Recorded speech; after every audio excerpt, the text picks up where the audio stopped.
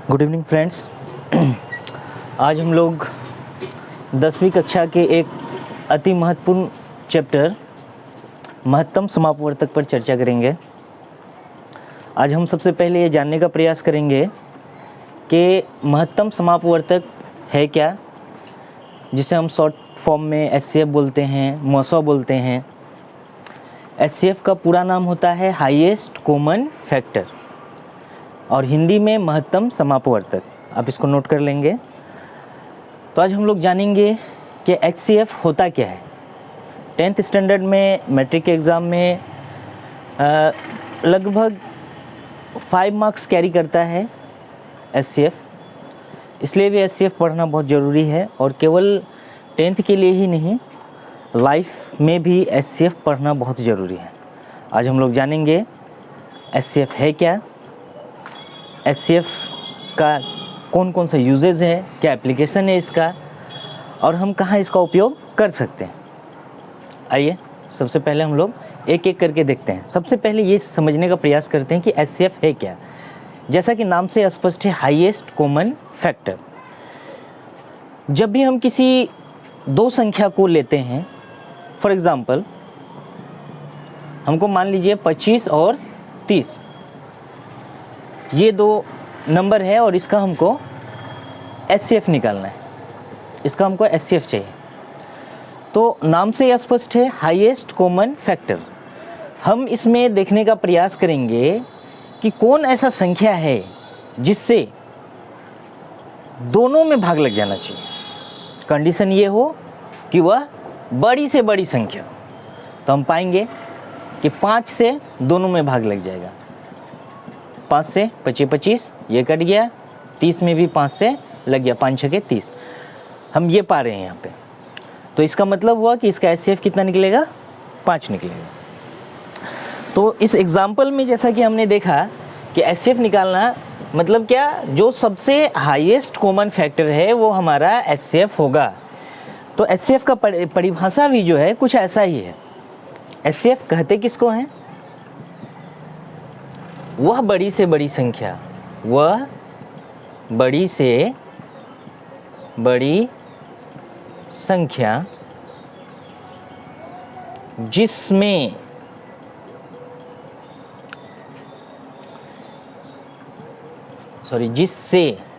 जिससे दिए गए संख्या में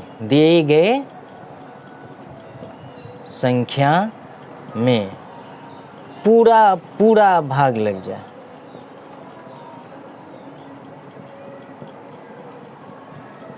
अर्थात वह बड़ी से बड़ी संख्या जिससे दिए गए संख्या में पूरा भाग लग जाए। एग्जाम्पल के लिए हम दो ले लेते हैं। जैसे मान के चलिए हम लेते हैं 24 और 36।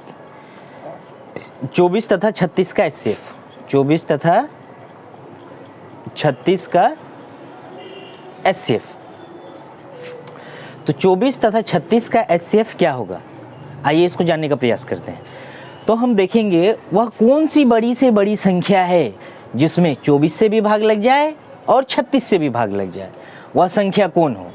कंडीशन ये होनी चाहिए कि वह संख्या सबसे बड़ी होनी चाहिए। अब हम देखते हैं कि कौन वह सबसे बड़ी संख्या है। तो जब हम देखेंगे तो इसमें 2 से भी भाग लग रहा है, 4 से भी भाग लग रहा है, 6 से भी भाग लग रहा है। इस तरह से हम देखें अगर इसके सभी अपवर्तकों, तो देख रहे हैं कि लग रहा है। लेकिन सबसे बड़ा कौन है? 12 से भी लग रहा है। तो हम पा रहे हैं कि इन दोनों में एक ऐसा संख्या निकल के आ रहा है 12, जो सबसे बड़ा है और इस संख्या से दोनों में भाग लग रहा है। तो 12 इसका क्या हो जाएगा, एचसीएफ हो जाएगा। चूँकि 12 से क्या हो रहा है, 12 दूनी 24, ये कट गया, 12 तिया 36, ये कट गया। यहाँ पे हमको अभाज्य संख्या का युग्म भी जो है प्राप्त हो गया। तो यहाँ से भी हम स्पष्ट पता कर सकते हैं कि हम सही जा रहे हैं या गलत जा रहे हैं। देखिएगा, अगर 6 से हम यहाँ पे करते तो 6 चौके 24, 4 और 6 से 6 के 36, 4 और 6 आता। मतलब अभी भी हमने जो किया था वो बड़ा नहीं था, जिसके कारण जो है भाज्य संख्या प्राप्त हुआ। तो हम यहाँ से भी एचसीएफ को निकाल सकते हैं। तो सबसे पहले आप लोग सब नोट कर लेंगे, एचसीएफ का जो डिफिनेशन है वो वह बड़ी से बड़ी संख्या जिससे दिए गए संख्या में पूरा पूरा भाग लग जाए उसको हम क्या कहते हैं, एचसीएफ कहते हैं। आई होप आपको एचसीएफ का परिभाषा एग्जाम्पल के साथ समझ में आया होगा। अब आते हैं हम लोग कि एचसीएफ का जो है एप्लीकेशंस क्या है, कौन कौन सा एप्लीकेशंस हैं।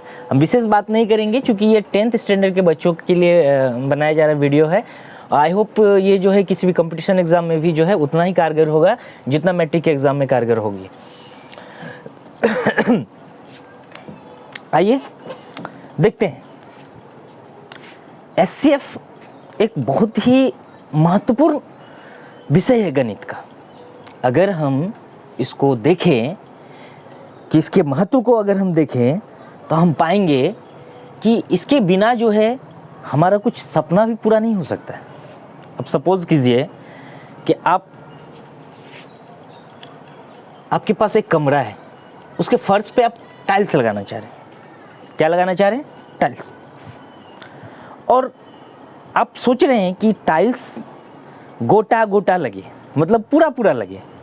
जैसे आप देखते होंगे मिस्त्री टाइल्स लगाता है तो कहीं पे कट गया, छट गया, फिर जोड़ तोड़ करना पड़ता है, पसंद नहीं आपको, ठीक है, क्योंकि उसमें खर्च भी ज़्यादा है। टाइल्स का कटिंग पर खर्च बढ़ जाता है, आजकल लेबर कॉस्ट बहुत अधिक है, आप समझ रहे हैं।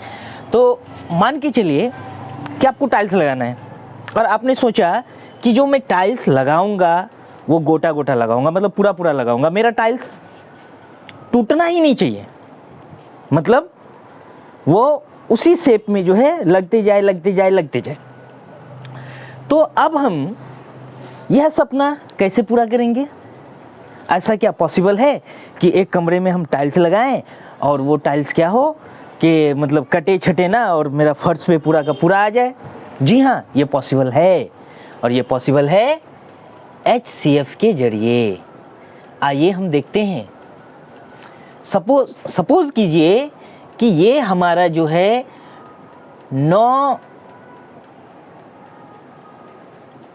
9 फीट का जो है 9 फीट का जो है हमारा ये चौड़ाई है, और ये हमारा जो है सपोज कीजिए कि ये हमारा जो लंबाई है ये 21 फीट लंबा है, 21 फीट लंबा है। अब हम इसमें जो है टाइल्स लगाना शुरू करेंगे। अब हम इसमें टाइल्स लगाएंगे तो हम किस माप का टाइल्स लगाएंगे जो कि मतलब एक भी टाइल्स टूटे फूटे ना, मतलब चूर नहीं हो, पूरा का पूरा लग जाए। तो इसके लिए देखिए हम इन दोनों संख्या का क्या करेंगे, एचसीएफ ज्ञात करेंगे। एचसीएफ किसको कहते हैं? वह बड़ी से बड़ी संख्या जिससे दिए गए संख्या में पूरा पूरा भाग लग जाए, अर्थात जो संख्या है उसको वो पूरा पूरा काटे। अब हमारे पास 9 है और 21 है। अब जब हम यहाँ दोनों में देखते हैं तो हम पाते हैं कि दोनों में कॉमन क्या आ रहा है? 3। 3 से इसमें भी भाग लग रहा है और 3 से इसमें भी भाग लग रहा है, 3 और 7। ये हमारा जो है एचसीएफ निकल के आया यहाँ से कितना? 3। तो अब अगर हम 3 करके अगर हम टाइल्स लगाएंगे यहाँ पे तो देखिए ये पूरा का पूरा जो है हमारा इसको ये कवर कर पाएगा। ये देख लीजिए 3 के शेप में मान के चलिए हम इसमें चलते हैं। ये 3 स्क्वायर फीट का 3 स्क्वायर फीट का अगर हम टाइल्स लगा दें तो इधर देखिए 1 2 3, इधर देखिए 1 2 3, इस तरह से जो है इस रो में जो है 7 हो जाएंगे और इस रो में 3 टाइल्स हो जाएंगे। इस तरह से मेरा रूम जो है पूरा का पूरा जो है वो टाइल्स से कवर हो जाएगा। तो हम अपनी बहुत सारी ख्वाहिशों को जो है एचसीएफ के जरिए भी पूरा कर सकते हैं। आपको बता दें कि गणित एक ऐसा विषय है जिसमें इमोशन का कोई जगह नहीं है। ना तो गणित पढ़ने में मज़ा आएगा और ना ही गणित पढ़ने में आपको आँख से आंसू जाएगा, लेकिन हाँ गणित से हर समस्या का समाधान निकलेगा। तो देखते रहिए वीडियो। अब हम देखेंगे कुछ ऐसे मेथड्स जिसके जरिए हम लोग एचसीएफ बनाते हैं।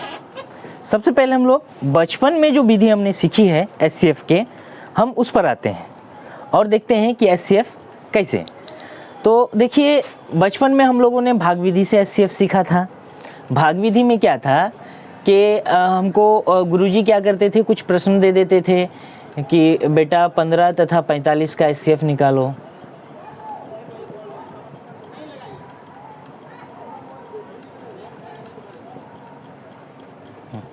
पंद्रह तथा 45 का एचसीएफ निकालो। बड़ा सिंपल, हम लोग इसमें जो छोटा संख्या होता था उसको भाजक के रूप में ले करके तुरंत हम क्या करते थे, भाग लगा देते थे 15 या 45। वह संख्या जिससे पूरा पूरा भाग लग जाए वही क्या हो जाता था, एचसीएफ हो जाता था। एचसीएफ बराबर 15। इसी तरह से हम लोग और भी देखते हैं 12 तथा 54 का एचसीएफ देखते हैं।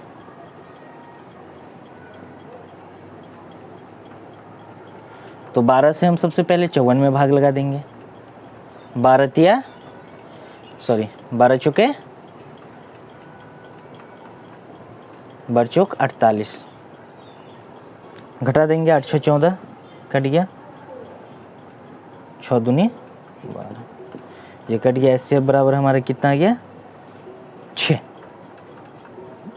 तो इस तरह से हम लोगों ने एक मेथड जो है, जो हमने बचपन में सीखा था वो इस तरह का मेथड था।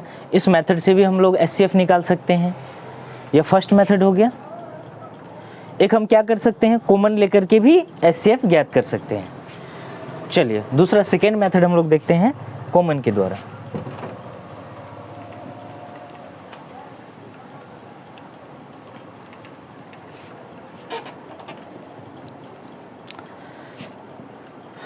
साठ तथा 70 का एचसीएफ हमको ज्ञात करना है। हम इसको तुरंत कैसे ज्ञात कर सकते हैं, सिंपल लेंगे 60 + 70 और हम देखेंगे दोनों में क्या कॉमन आ सकता है। तो देख रहे हैं कि दोनों में अगर हम 10-10 कॉमन ले लें तो यहाँ पे 6 और यहाँ पे 7, तो एचसीएफ बराबर हमारा यहाँ पे कितना हो गया, 10। ठीक है, ये कॉमन विधि है, मतलब कॉमन लेकर के भी हम क्या कर सकते हैं, एचसीएफ निकाल सकते हैं। ये भी बहुत आसान विधि है। इसमें बस इस बात का ध्यान रखना है कि संख्या कॉमन लेने के बाद ऐसा नहीं होना चाहिए कि यहाँ पे जो संख्या बचे इसमें फिर किसी दूसरा संख्या से भाग लगे। अगर ऐसा लगता है तो इसका मतलब है कि कॉमन और भी कुछ आएगा, तो इस बात का इसमें विशेष ध्यान रखना पड़ेगा। तो आई होप आप लोग इसका ध्यान रखते हुए ही बनाएंगे, क्योंकि अभी मैट्रिक के एग्ज़ाम में जो है ऑब्जेक्टिव टाइप का क्वेश्चंस बहुत ज़्यादा है, और ऐसे में जो है अगर आप समझ के नहीं पढ़ेंगे, 2-3 तरीके से चीज़ों को नहीं सीखेंगे तो आप अच्छा नहीं कर पाएंगे। रिज़ल्ट आपका फर्स्ट डिवीज़न हो जाएगा, लेकिन आप अगर टॉप करना चाहते हैं तो आपको जो है कई एक मेथड को जानना सीखना बहुत ज़रूरी है। चीज़ों को कई तरीके से करना भी बहुत ज़रूरी होता है। तो और भी बहुत सारा मेथड सीखने के लिए आप बने रहेंगे।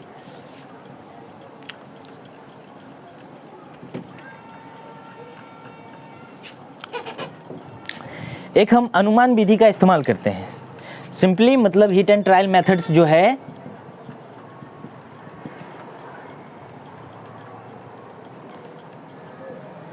इसके माध्यम से भी हम क्या कर सकते हैं, एचसीएफ ज्ञात कर सकते हैं। हम बेसिकली देखेंगे जो संख्या दी हुई है वो क्या है। जैसे मान के चलिए कि हम एक संख्या लिख लिए 17 और 23 का हमको एचसीएफ निकालना है। 17 और 23 का हमको एचसीएफ निकालना है। तो हमारे पास एक संख्या 17 है, दूसरा संख्या क्या है, 23 है।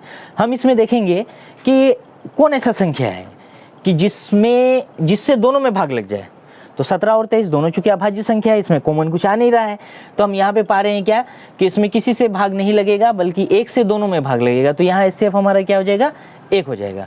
इसी तरह से मान के चलिए कि हम यहाँ पे ले लिए सपोज 45 एंड 60, 45 तथा 60 का एचसीएफ निकाल रहे हैं हम यहाँ पे।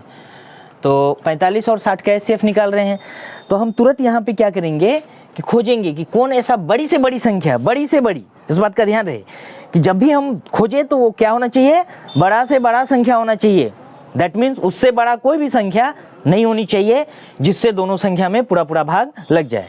तो अब हम जब यहाँ पे खोजेंगे तो 45 और 60 में हम पाएंगे 15, 15 × 45, 15 चुके 60, तो ये 15 जो है हमारे यहाँ पे एचसीएफ हो गया। आई होप आप लोगों को समझ में आया होगा। मैं कुछ आप लोगों को दे देता हूँ, आप इसको करेंगे।